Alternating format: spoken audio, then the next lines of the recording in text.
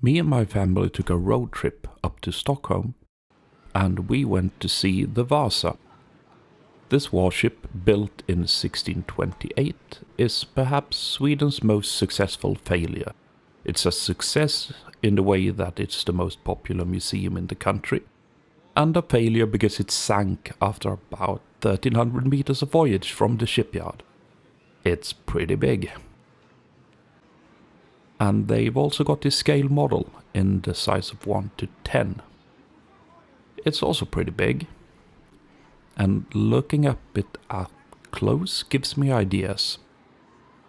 It kinda looks big enough to sit in. Like approximately here. But they won't let me. Never letting a bad idea go to waste, I decide to investigate. Using this free 3D model I found on the internet. It's not exactly right. The silhouette is approximately right, but it's lacking in the width department, and it's also a bit slim. This resembles more of a 19th century frigate more than anything else. There we go. At least it's wide enough. Looking at it, it looks canoe-shaped.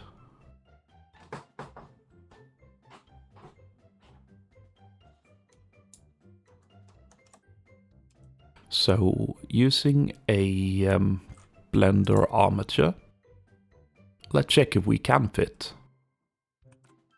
It needs a proper body though, but there is supposed to be a built-in human model, but I couldn't find it, so I'm just making my own.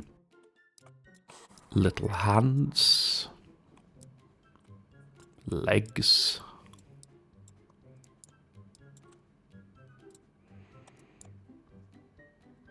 and well, a head.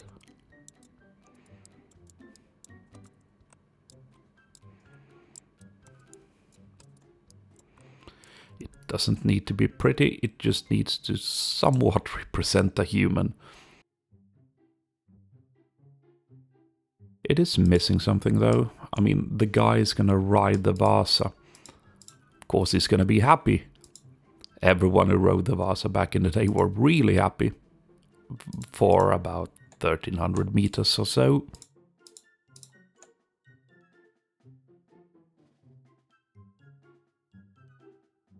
Perfect.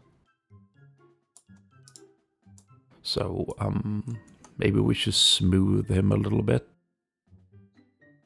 No. Oh god.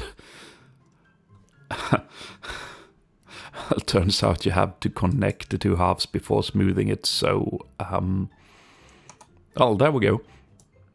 I like how the little skeleton is poking out there, making a bow tie of sorts. And we attach the guy to the skeleton, we should be able to animate him now. Hello. Look at him. Perfect.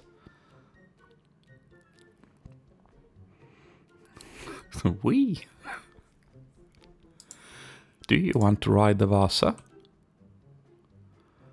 Well, you're gonna ride the Vasa. We just put him in approximately where we think about there. Feet inside the boat. Face the right way. And bend your legs.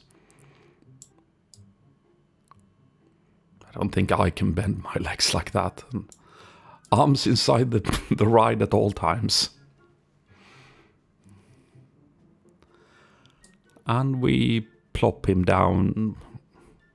Well, there. That looks good. See? He fits. Seem to have deleted part of its head though, but... oh well. He won't need it. The shape of his head kind of reminds me of E.T. Or a television set. There's probably more room down there. And if we remove the deck, we should be able to see it.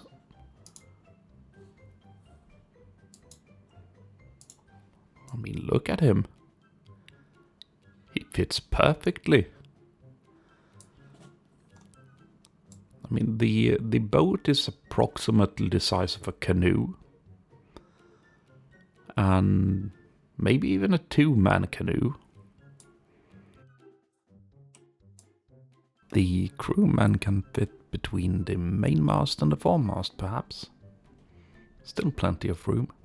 I've scaled it down to the scale of 1 to 12 because I think that's gonna fit in my designated shipyard. Well, obviously not height-wise. We'll have to solve that later. If we build this using standard canoe-styled construction techniques, it shouldn't be too hard. Let's do this. I don't have any dedicated shipyard, so the garage will have to do. We'll have to check that it can actually fit inside the garage and... Oh god. Yeah. There is stuff to do in here.